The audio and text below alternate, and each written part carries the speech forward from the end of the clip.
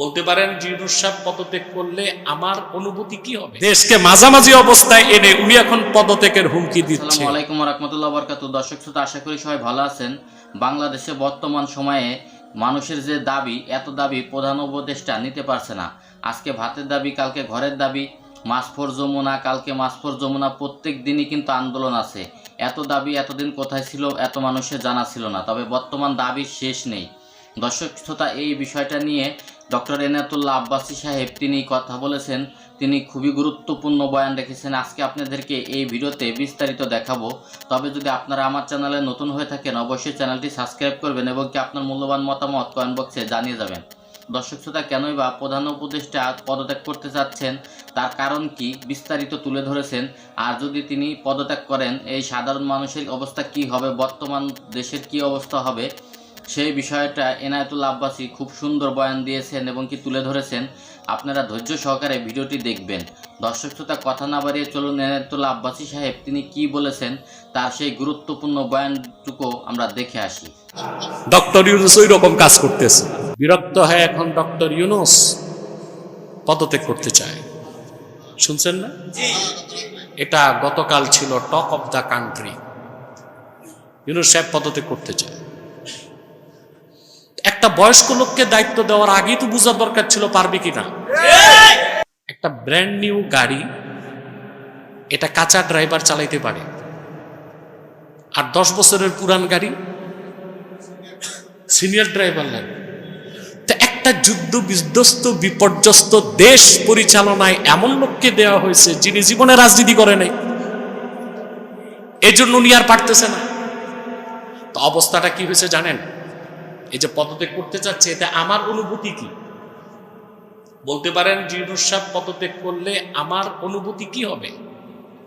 আরে ভাই, বাস 100 কিলোমিটার গতিতে চলতেছে, আর ড্রাইভার যদি বাস থেকে লম্ফ দিয়া বাইরে চলে আসে, বাসের কি অবস্থা হবে?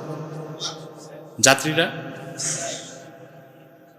একটা প্লেন আকাশে টেক অফ করছে, মাঝ আকাশে যে পাইলট যদি লাউড স্পিকারে বলে আমি এখন প্যারাশুটে জাম্প দিচ্ছি, আপনাদের প্লেন আপনারা সামলান, ডক্টর ইউনূস ওই রকম কাজ করতেছে।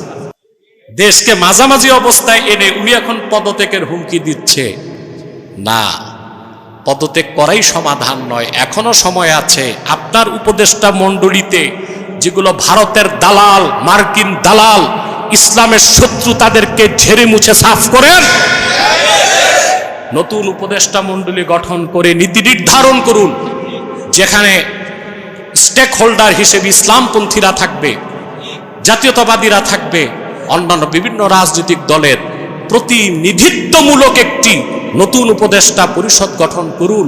আশা করা যায় আপনি পুরাপুরি সফল না হলেও মোটামুটি সফল হবেন। মাঝ আকাশে প্লেন উড়ায়া পাইলট প্যারাশুট দিয়া নামার যে চেষ্টা, আপনার রাষ্ট্র পরিচালনায় ওই চেষ্টাটা দরকার হবে না, ঠিক না? কারণ কি, কেউ কাউকে সহযোগিতা করতেছে না। এখন বাংলাদেশে এক দলের বিরুদ্ধে,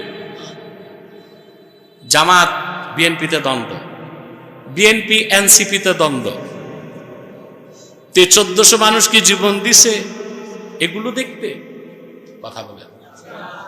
সবকিছুর মূলে হচ্ছে রাষ্ট্র পরিচালনায় যাদেরকে আপনারা পাঠান, এদের মধ্যে বিদ্যা, বুদ্ধি, ডিগ্রি, টাকা পয়সা, বিত্ত বৈভব সব আছে, শুধু একটা জিনিস নেই, তাকওয়া নাই, দ্বীনের সমঝ নাই, আল্লাহর ভয় নাই, ইমানদারি নাই, আমানতদারি নাই।